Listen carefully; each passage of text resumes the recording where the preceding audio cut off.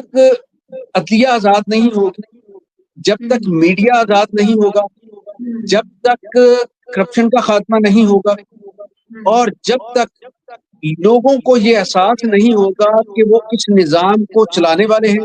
پاکستان کی سیاست کو اگر کسی ایک شخص نے تباہ و برباد کیا ہے تو اس کا نام نواز شریف ہے۔ وزیر اعظم کو 5 سال پورے نہیں کرنے دیے گئے۔ کہا گیا تھا کہ یہ حکومت اپنی مدت پوری کرے گی چاہے کچھ بھی ہو جائے۔ تو علیم خان کو پہلے میں محسن نقوی کو سمجھتا تھا، لیکن اب میں علیم خان کو سمجھ رہا ہوں کہ شاید متبادل شکل کے طور پر لے کر آئیں۔ کہ کشمیر ہمارا لاڈلا بچہ ہے اور سب سے زیادہ بجٹ ہم کشمیر پہ خرچ کرتے ہیں، اس پر اظہر صاحب کی ٹیک ضرور ہونی چاہیے۔ میں بھی یہ جو امریکی اور اسرائیلی جہاں تک پہنچے ہیں وہ تو ٹیسٹر کے طور پر پہنچے ہیں کہ اگر دوبارہ کسی زور سے آنا ہے تو انہیں رکاوٹیں کہاں پیدا ہو سکتی ہیں۔ وہ ہمارا مذاق اڑ رہا ہے کہ ہم انڈین کشمیر کی بات کر رہے ہیں، پاکستانی کشمیر ہمارا میں تو نہ ٹی وی دیکھتا ہوں نہ اس حوالے سے میں ذکر کرنا چاہتا ہوں کہ میرے پاس جواب نہیں ہے، میں کیا جواب دوں گا وہاں پر بیٹھ کے لوگوں کو۔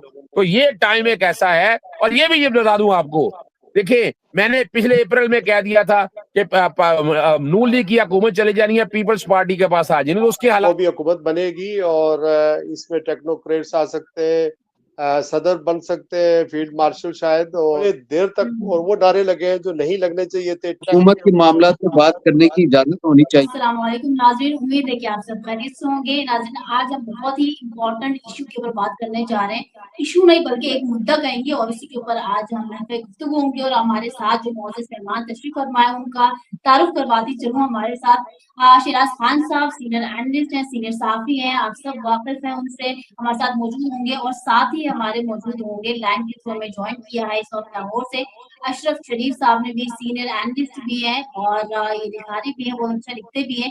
حالت حاضرہ کے اوپر بڑی گہری ان کی گرفت بھی ہے، جاننے کی کوشش کریں گے اس وقت جو پاکستان میں برننگ ٹاپک بنا ہوا ہے۔ یہ بات اس وقت ہم شیراز خان صاحب سے اور اشرف شریف صاحب سے جاننے کی کوشش کرتے ہیں۔ دونوں معزز مہمانوں کو اپنے پروگرام میں ویلکم کرنا ہے، اور ساتھ ہی ناظرین اظہر صدیق صاحب جو کہ ایڈوکیٹ بھی ہیں ہمیں جوائن کریں گے تھوڑی دیر کے لیے۔ تو پہلے تو میں شیراز صاحب کی جانب دوں گی۔ السلام علیکم شیراز صاحب۔ وعلیکم السلام محوش، بہت شکریہ۔ ہم کشمیر کے اوپر بھی آئیں گے، ہم D G I S P R کی پریس کانفرنس کے اوپر بھی آئیں گے، but before that Pakistan needs new provinces fix the system اور پیرش، یہ کہنا ہے اس وقت محسن نقوی صاحب کا۔ فرمائیں گے کہ انہوں نے اتنی بڑی تمہید کس بات کے اوپر باندھی ہے، وہ کیا میسج کنوے کروانا چاہ رہے تھے؟ کہ جو محسن نقوی صاحب ہیں وہ یہ بات ان کی تو بہت درست ہے کہ موجودہ نظام بسیدہ ہے، موجودہ نظام ڈیلیور نہیں کر رہا ہے، لیکن انفارچونیٹلی وہ اسی سسٹم کے تحت آئے ہیں۔ اگر یہ سسٹم اپنی جگہ ان پلیس ہوتا تو وہ الیکشن لڑے تو نہیں ہے نا، الیکشن لڑے بغیر ہی انہیں سینیٹر بنا دیا گیا۔ اس کے بعد انہیں 2024 میں جو الیکشن ہوا اس وقت یہ وزیر اعلیٰ تھے پنجاب کے، 9 مئی ہوا تو اس وقت بھی وزیر اعلیٰ تھے، تو یہ کسی سسٹم کے تحت تو نہیں آئے۔ اور اگر الیکشن لڑے فار ایگزامپل تو کہیں بغیر اسٹیبلشمنٹ کی حمایت سے تو کونسلر بھی منتخب نہیں ہو سکتے۔ اور سیم ٹائم اگر یہ فارم 47 کی ہی حکومت ہے یا پنجاب میں حکومت ہے یا جس طرح کا بندوبست کیا گیا ہے، تو یہ بھی اس سسٹم کو کرپٹ کرنے میں، چونکہ لوگ سسٹم کیسے ڈیلیور کرے، جبکہ انتخابات میں ووٹیں 8 فروری 2024 کو عمران خان صاحب کو لوگوں نے دی تھی، اور ان کی سیٹیں نکال کر وہ جو ہے وہ مرکز کے اندر ایک اور ارینجمنٹ کر دیا گیا اور 17 سیٹوں والوں کو 170 بنا دیا گیا۔ ٹھیک ہے فارم 47 کے ہی وزیر اعظم سے ہی، لیکن یہ باتیں ان کو کرنی چاہیے۔ اور آپ بحیثیت چیئرمین پی سی بی بھی ہیں، آپ کرکٹ کے کو بھی دیکھ رہے ہیں، آپ وزیر داخلہ بھی ہیں۔ داخلہ جو ہے وہ وہاں وہ آپ کے معاملات آپ دیکھ لیں کہ سیکیورٹی کے ایشوز یا ہمارے جو داخلہ کے حالات ہیں ملکی سلامتی کے وہ کس طرح کے ہیں، اور پھر سیم ٹائم آپ وزیر خارجہ بھی ہے de facto, same time prime minister بھی ہے، تو آپ ڈیفیکٹو پرائم منسٹر۔ یہ تمہید تو سب کو پتا ہے۔ میں آپ سے جو جاننا چاہ رہی ہوں جو چیز ہے وہ یہ ہے کہ محسن نقوی صاحب کو اب جا کے یہ کیوں فیل ہو رہا ہے، مطلب اس سے پہلے کون سی نیند میں وہ بیٹھے سوئے ہوئے تھے، یا کیا ابھی کون سی نیند سے جاگے ہیں؟ انہیں بتایا گیا ہے کہ آپ بولیں، اور آج سوال ہوا ہے D G I S P R سے اس حوالے سے، تو انہوں نے کہا ان کی ذاتی رائے ہے، لیکن انہوں نے یہاں پر ختم نہیں کیا تھا۔ اگر ذاتی رائے ہوتی تو یہاں کٹ آف لگا دیتے، फिर उन्होंने कहा वाकई निज़ाम में बेहतरी की ज़रूरत है, छोटे सूबों बनाने की ज़रूरत है, तो ऑब्वियसली इन्हें कहा गया है तो तभी तो बात कर रहे हैं ना। They are basically bound what they should उनको क्या टेल कहा गया है कि क्या बात करें? हाँ, निज़ामी ये यूनिट की बात करें? बेसिकली जो सामने कैमरे के आकर जो पब्लिकली बात की जाती है, उस आप इससे अंदाजा लगा लें कि ये तो हमें पता था कि यहाँ आकर क्लैश होना है। और पाकिस्तान की तारीख बताती है कि जो भी हुकूमत 2-2.5 साल के बाद या 3 साल उसकी उम्र हो जाती है या मुद्दत गुजर जाती है, तो उसके बाद ऐसी चीजें शुरू हो जाती हैं। कौमी सलामती के इशू उठते हैं, गवर्नेंस के इशू आ जाते हैं, फिर करप्शन के इशू आ जाते हैं।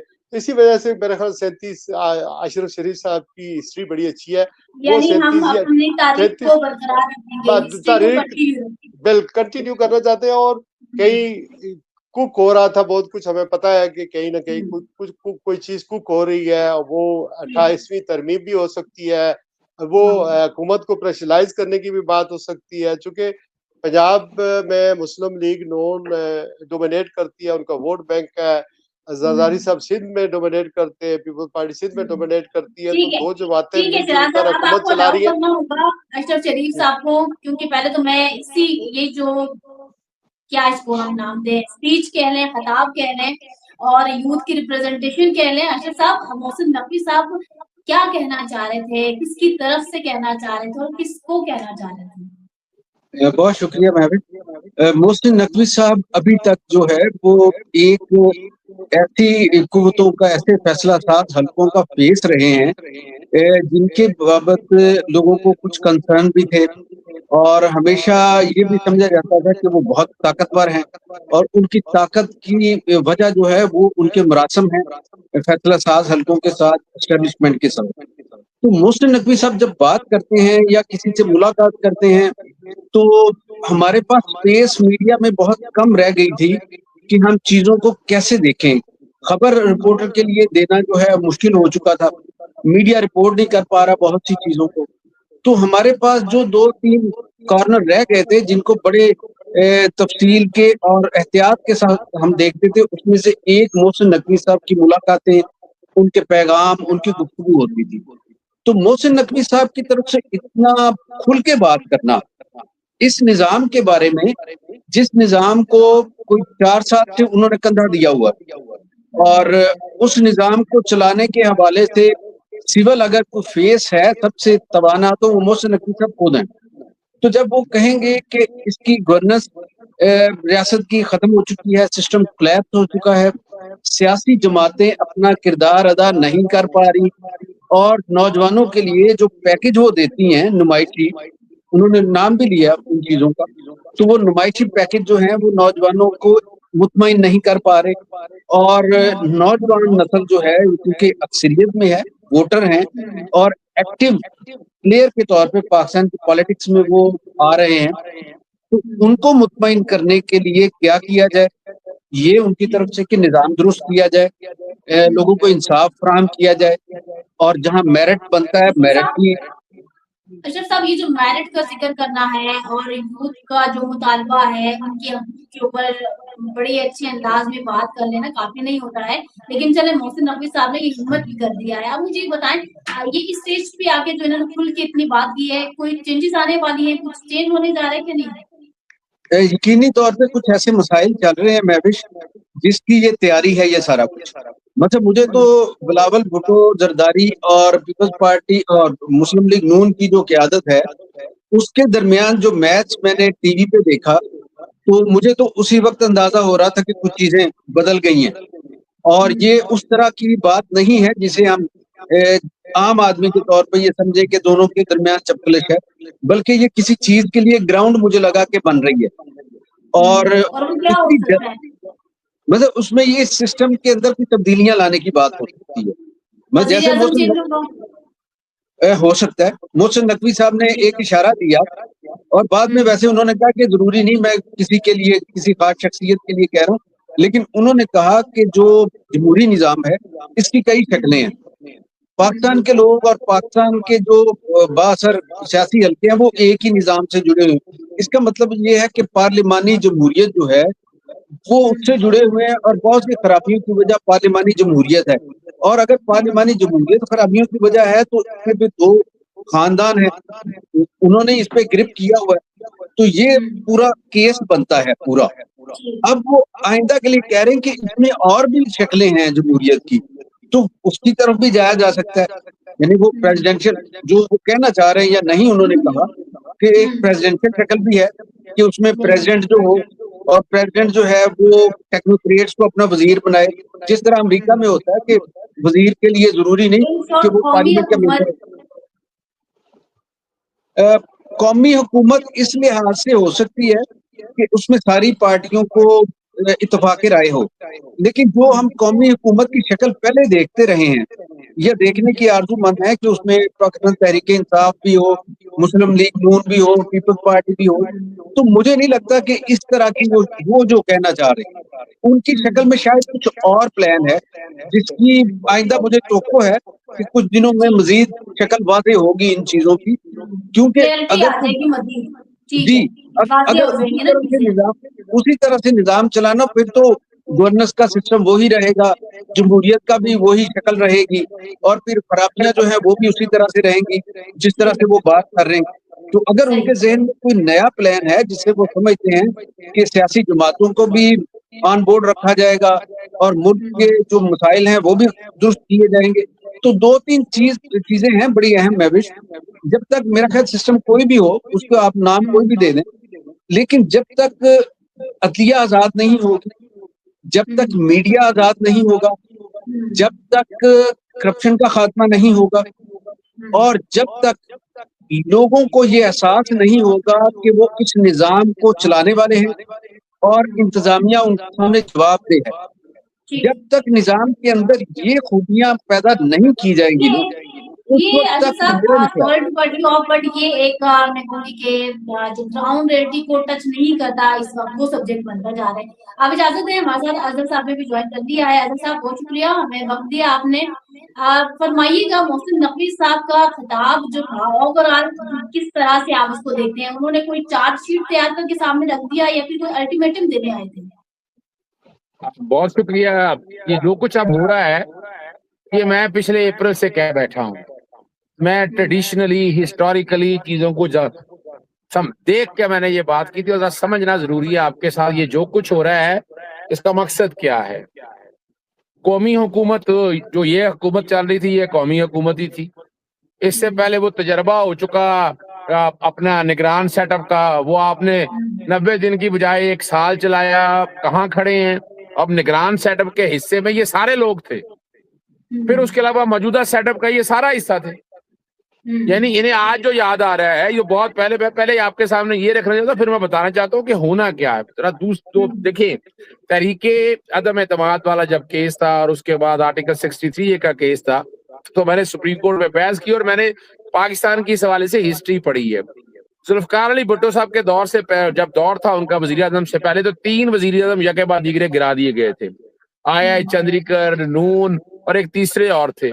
پھر ذوالفقار علی بھٹو کے ساتھ کیا ہوا دیکھا. پھر جنرل پرویز مشرف کے دور سے اگر آپ دوڑتے ہوئے آئے جنرل پرویز مشرف کے دور تک, ضیاء الحق کے, تو 58(2) بھی تھی اور اس کا خالق نواز شریف تھی. آج ایک بات یاد رکھیں, میں بڑی کلیئرٹی کے ساتھ بنا رہا ہوں کہ پاکستان کی سیاست کو اگر کسی ایک شخص نے تباہ و برباد کیا ہے تو اس کا نام نواز شریف ہے. یعنی اس نے پچ کے دونوں طرف وہ کھیلتا رہا ہے. یعنی بظاہر پیداوار تھی ضیاء الحق کی, جنرل جیلانی نے وہ پودا لگایا, پھر وہ 58(2) بھی جو کچھ بھی آیا سارا اس کی موجودگی میں آیا, پھر اسی کا زد میں آیا. 18 مہینے 22 مہینے 24 مہینے اس کی ایک حکومت بحال کی سپریم کورٹ نے, وہ الٹیمیٹلی گھر جانا پڑا. پھر انہوں نے ہمیں تو بیوقوف بنانے کے لیے بتایا جی مساق جمہوریت کر رہے ہیں. کہاں؟ برطانیہ میں بیٹھ کر. اچھا, برطانیہ میں بیٹھ کر کر رہے ہیں, تو پھر وہاں 18ویں ترمیم کے ذریعے جو نگران سیٹ اپ, جو الیکشن کمیشن, پھر اسی طرح 18ویں ترمیم سے ہٹ کے اپنا چیئرمین نیب کو جب لگانا تھا, تو یہ ایک ایجنڈا تھا کہ تمام سیاسی جماعتیں آپس میں مل کے, لیکن پیچھے پس پردہ قوتیں تھی جو سارے معاملہ کو دیکھنا چاہ رہی تھی. وہ واٹ ایور اٹ از, میں ان کی طرف نہیں جانا چاہتا, میں نے صرف بتانا چاہتا ہوں. اس کے بعد کسی وزیر اعظم کو 5 سال پورے نہیں کرنے دیے گئے. حالانکہ یوسف رضا گیلانی کو گھر بھیجنے والا میں ہوں ڈسکوالیفیکیشن کی پٹیشن کے حوالے سے. پھر آ جائیں نواز شریف, آ جائیں اور پھر آ جائیں عمران خان.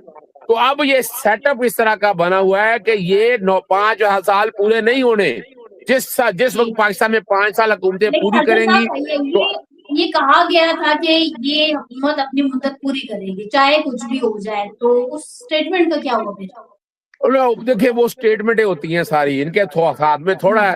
تو پیار ہے کسی اور کا, چاہتا تجھے کوئی اور ہے. یہاں ہر ایک کو پتا ہے کہ اگر یہ چاہتے, دیکھیں ان کے پاس ایک گولڈن چانس تھا. وہ کب تھا کہ جب 2022 میں عمران خان صاحب نے اسمبلیاں ڈیزالو کی تھی نا, تو یہ الیکشن کرا دیتے اس وقت. تو یہ جو سارا گرداب میں پھنسے ہوئے کبھی نہ پھنستے. تو ابھی میں تو اپریل سے کہہ رہا ہوں یہ بات کو. ستمبر میں آپ نے دیکھا ابراہیم اکارڈ آ گیا. اب اگلا جو ایجنڈا جو ہے نا, وہ ٹوٹلی جو ایک کام تھا, وہ ٹارگٹ تقریباً میں یہ سمجھتا ہوں وہ پورا ہو گیا ہوا ہے. اب کیا 2-3 پاسبلٹی ذہن میں رکھ لیجئے گا. ایک پاسبلٹی آپ کے سامنے ہے کہ اپنا اسی اسمبلی کے اندر سے ہی, چاہے علیم خان کی شکل میں ابھی علیم خان کو پہلے میں محسن نقوی کو سمجھتا تھا, لیکن اب میں علیم خان کو سمجھ رہا ہوں کہ شاید متبادل شکل کے طور پر لے کر آئیں. دوسرا یہ ہے کوئی چورن اپنا نگران سیٹ اپ کا قومی حکومت کا, وہ بھی نہیں چلنی. یعنی آپ نگران بنائیں گے بھائی جب آپ فیصلے ہی کچھ نہیں کر سکتے, جب آپ کے پاس لایا عملی کوئی نہیں ہے, جس کو لا کے مرضی بٹھا دے کیا کرے گا وہ. یعنی جس سے بیسٹ ٹائم تو کوئی نہیں تھا نا کہ سارے ایک پیج کے اوپر تھے, عدالتیں آپ کا کچھ نہیں بگاڑ سکی, کچھ نہیں کر سکی. تو آپ کے پاس دوسری پاسبلٹی کیا ہے کہ کہیں نہ کہیں پس پردہ قوتوں میں چاہے مولانا فضل الرحمان ایکٹیویٹ ہوئے, چاہے نواز شریف نے کیا یا کسی اور نے کیا, پھر بوکلا تحریک بھی میدان میں آ رہی ہے, پاکستان تحریک انصاف بھی 5 اگست سے میدان میں آ رہی ہے. تو یہ میدان میں جب چلیں گے تو اسمبلیاں ڈیزالو ہوں گی, اگلی اسمبلی کی طرف جائیں گی. تیسری پاسبلٹی جو بتایا جا رہا ہے پتہ نہیں کیا اپنا 3 صوبے بنیں گے یا 10 صوبے بنیں گے. یار کوشچن صوبے بننے کا نہیں ہے, 3 باتیں بڑی واضح ہیں. قرضے کیسے اتاریں گے آپ, ملک کی معیشت کیسے بہتر کریں گے, اور گڈ گورننس کیسے کریں گے, یہ بتائیں مجھے. یہ ٹھیک ہے انتظامی صوبے جیسے مرضی آپ لے جائیں کر لیں, لیکن میں نہیں سمجھتا کہ یہ اتنا آسان کام ہے. حضرت صاحب ایک معصومانہ سوال پوچھنے کو دل کر رہا ہے آپ سے, فرمائیے کہ عمران خان کب باہر آ رہے ہیں؟ جی پوچھیں. دیکھیں میری جو کیلکولیشن ہے وہ بڑی کلیئر ہے, اور یہ عمران خان صاحب کو بھی پتا ہے کہ 3.5-4 سال یہ ہے وہ جیل میں پورے کر رہے ہیں. اب عمران خان صاحب کے باہر آنے کا وقت ہوا چاہتا ہے, چاہے قومی حکومت آئے یا چاہے اسی حکومت میں سے سیٹ اپ آئے. ان کے خلاف کیسز تو کوئی نہیں ہے.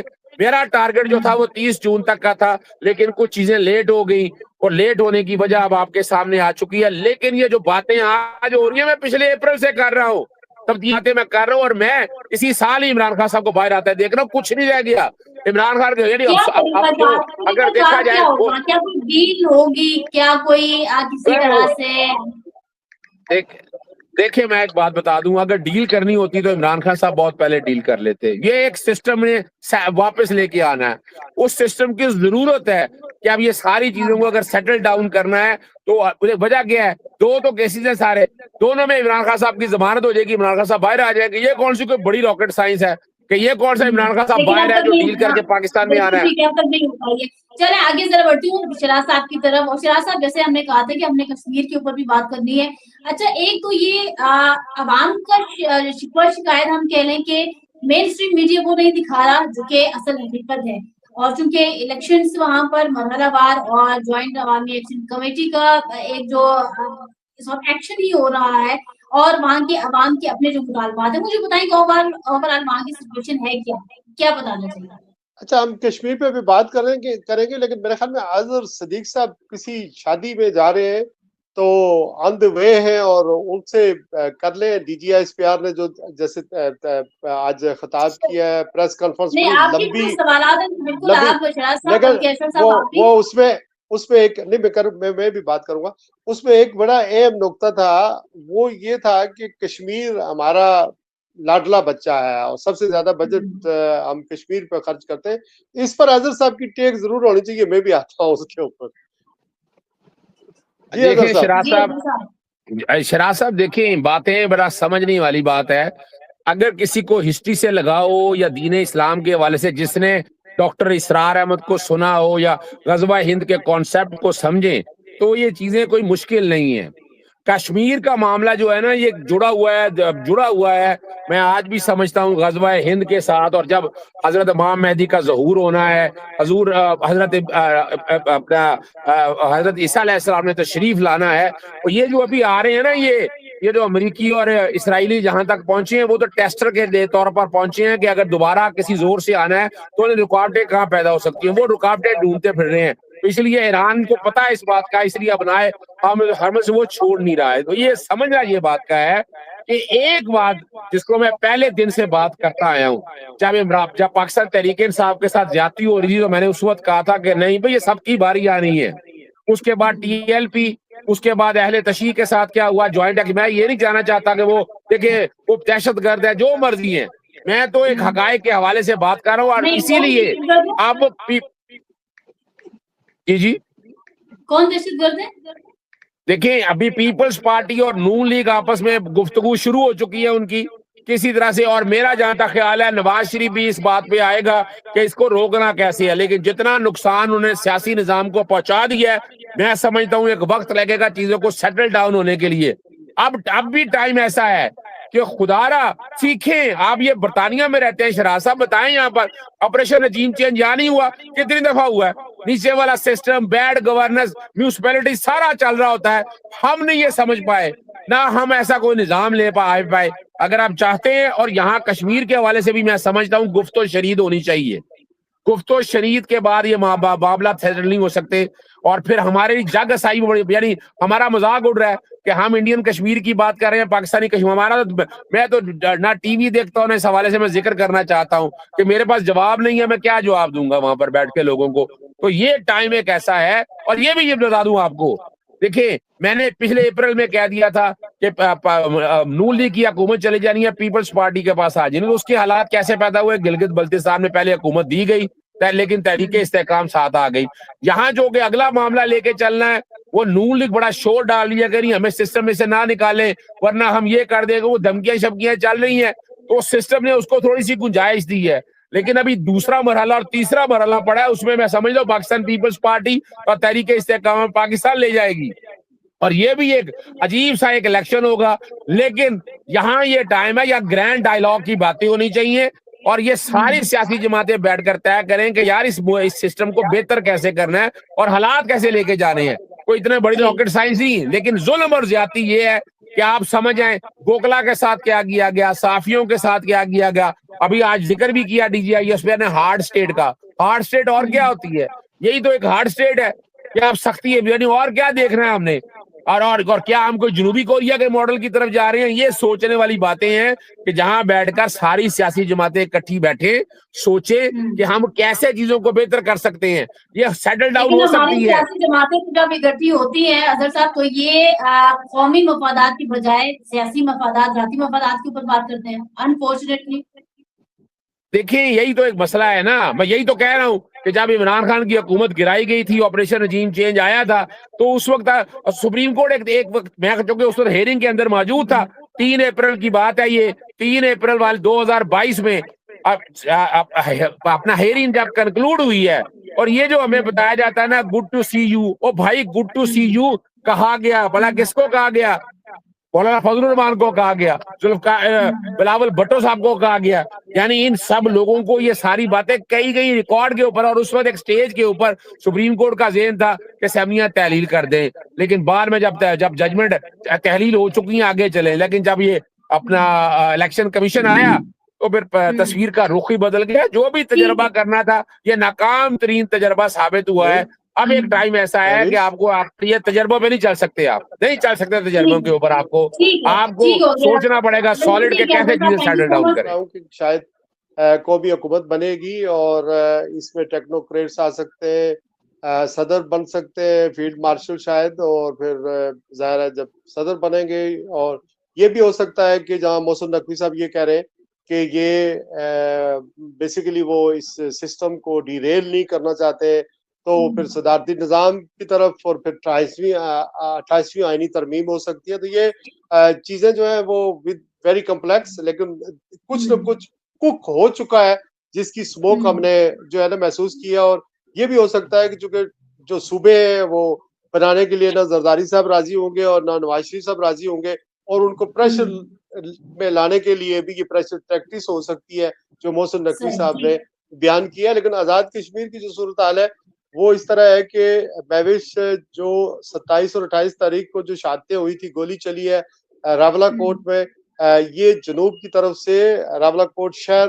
کے اندر یہ لانگ مارچ داخل ہو رہا تھا، وہاں کرفیو ہے اور فورسز وہاں کھڑی تھی، انہوں نے کہا یہ ہماری ریڈ لائن ہے، یہاں نہ کراس کریں، لیکن انہوں نے مظفر آباد کی طرف جانا تھا، شہر سے ہو کر ساؤتھ کی طرف جاتا ہے مظفر آباد کا راستہ، اگر راولا کوٹ آپ جانتے ہیں تو وہاں پر فورسز کھڑی ہے اور کلیش ہوا اور اس سے خاصا نقصان ہوا۔ لیکن یہ میں آپ کو کیٹیگریکلی بتا سکتا ہوں، چونکہ میڈیا بلیک آؤٹ ہے، انٹرنیٹ بند ہے، موبائل سروس بند ہے 5 اگست تک، لیکن جو خبریں سجیسٹ کر رہی ہیں وہ یہ، اگر آزاد کشمیر کو آپ ڈیوائیڈ کرتی ہیں تو 3 ڈویژن میں ڈیوائیڈ کرے گی، پنچ ہے، میرپور ڈویژن ہے اور مظفر آباد ڈویژن ہے۔ یہ جہاں پر دھرنا ہے یا لانگ مارچ ہے، جہاں شہادتیں ہوئی ہیں، یہ پنچ ڈویژن میں آتا ہے، اور پنچ ڈویژن کے لوگ زیادہ تر 100% لٹریسی ریٹ ہے۔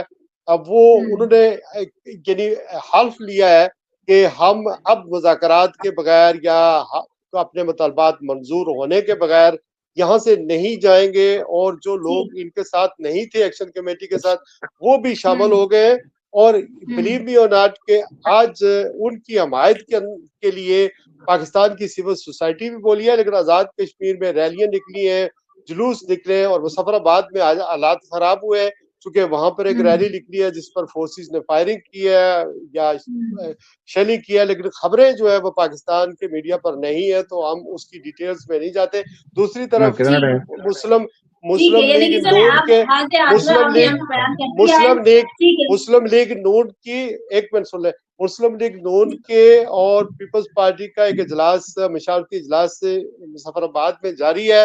مجھے یہ لگتا ہے کہ جس طرح D G S P R نے کہا کہ یہ معاملات جو آزاد کشمیر کے وہاں کے سیاستدانوں کے اوپر ہے، تو ہو سکتا ہے کوئی مینڈیٹ لیا ہوگا کہ آپ انگیج کر کے صورتحال کو چیک کر کے چیزیں جو ہے نا وہ سیٹل کرنے کی کوشش کریں، لیکن انہوں نے 2 تاریخ کو جو بریکنگ نیوز ہے وہ یہی ہے کہ 2 تاریخ کو مظفر آباد کی 9 سیٹوں کی اور پاکستان جموں کشمیر مقیم مہاجرین کی جو سیٹیں 12 اس پر انتخابات ہونے، 21 ٹوٹل سیٹیں، اور 2 تاریخ کو اس لانگ مارچ نے آگے بڑھنا ہے ریگارڈلیس گولی چلے یا نہ چلے۔ تو یہ صورتحال ہے، اور مظفر آباد میں بھی حالات بہت ہی زیادہ خراب ہیں، بلکہ پورے آزاد کشمیر میں خراب ہو گئے چونکہ لوگوں میں غم و غصہ اشتعال زیادہ ہے۔ اور برطانیہ بھی بہت بڑا ایک جلوس نکلا ہے کل پاکستان ہائی کمیشن کے باہر بڑے دیر تک، اور وہ نعرے لگے ہیں جو نہیں لگنے چاہیے تھے۔ ٹیکسز میں ہوا ہے، واشنگٹن میں ہوا ہے، نیو یارک میں ہوا ہے، ڈیلس میں ہوا ہے، یہ جو اسٹیٹس ہیں اس کے اندر جلوس نکلے ہیں۔ اور 5 تاریخ کو یہ بھی میں آپ کو بتاتا چلوں کہ 5 اگست کو پی ٹی آئی کا بھی ایک جلوس جو ہے وہ یہ پورے یو کے اندر اور اوورسیز میں پاکستان میں بھی احتجاج ہو رہا ہے، یہاں بھی احتجاج ہوتا ہے۔ اس ساری صورتحال کو ریڈ کرنے کی ضرورت ہے، اور ہمارے جو قومی ادارے جن کے پاس پاکستان کے معاملات ہیں انہیں دیکھنے کی ضرورت ہے۔ جو کشمیر کے ساتھ رشتہ ہے یا جس طرح سے ہم کشمیر کے لوگوں کے ساتھ ایک تعلق بنا ہوا ہے، اس میں ہمارے لیے یہ بڑی دقت ہو جاتی ہے کہ جب ہمارے پاس پوری اطلاعات نہ ہو اور پھر ہمارے ہاں جتنی آزادی ایک بات کہنے کے لیے ہو، چاہے ہمارا خواہش یہی ہوتی ہے کہ اصلاح کے لیے بات کی جائے، تو یہ بھی ایک دقت ہے۔ لیکن میں بات صرف یہ کہنا چاہتا ہوں کہ اس مسئلے کو بات چیت کے ساتھ حل کیا جا سکتا ہے، اور یہ کوئی اتنی بڑی بات نہیں تھی۔ پاکستان میں ایسے لیڈر موجود ہیں، سیاسی رہنما، اور کشمیر کے اندر بھی ایسی قیادت موجود تھی کہ اگر ان سب کو بٹھایا جاتا ہے شروع میں ہی اور ان کے مطالبات کے حوالے سے کوئی گفتگو کو آگے بڑھایا جاتا ہے، جیسے پہلی دفعہ ان کا لانگ مارچ ہوا اور پھر اس کے بعد ایک معاہدہ ہوا، اس معاہدے کے بتایا گیا کہ کچھ نکات پہ عمل ہو گیا، یہ سیٹوں والا معاملہ رہ گیا جو گورنمنٹ سمجھتی ہے کہ یہ بڑا معاملہ یہ ہے، اور اس میں پاکستان کے کچھ ایسے اسٹریٹجک سٹیٹس ہیں کہ اگر یہ تسلیم کر لیا گیا معاملہ تو ان پہ کوئی حرف آئے گا، تو یہ چیزیں ہیں۔ میرا یہ خیال ہے کہ یہ طے ہو سکتا تھا معاملہ، اگر نہیں ہوا تو پھر وہ تمام لوگ جو ہیں وہ ذمہ دار ہیں، جو وزیر کشمیر ہیں، جو وزیر اعظم پاکستان ہے، جو وزیر اعظم آزاد کشمیر میں خون نہیں بہنا چاہیے، لوگوں کا اعتماد بحال ہونا چاہیے، اور اگر کہیں پہ کوئی شکایت موجود ہے تو اسے کھلے دل سے سننا چاہیے۔ اگر ہم یہ سننے کے لیے تیار نہیں ہوں گے تو پھر مسائل بڑھیں گے۔ اور میں یہ سمجھ رہا ہوں کہ جتنے شراز صاحب اس وقت گورنمنٹ پریشر محسوس کر رہی ہے نا، وہ صرف پاکستان کے مسائل نہیں ہیں، اس میں ایک بڑا پریشر کشمیر کی طرف سے بھی آیا ہے۔ تو یہ ایک اہم چیز ہے جسے کوئی تسلیم کرے یا نہ کرے، لیکن مجھے لگتا ہے کہ یہ ایک اہم فیکٹر ہے، اور گورنمنٹ یہ سمجھ رہی ہے، یا گورنمنٹ نے محسن نقوی صاحب کے ذریعے سے یہ اندیا دیا ہے کہ یہ نظام جو ہے کولیپس کی طرف جا رہا ہے۔ اس میں سب سے بڑی جو دباؤ آیا ہے وہ کشمیر کی طرف سے بھی ہے۔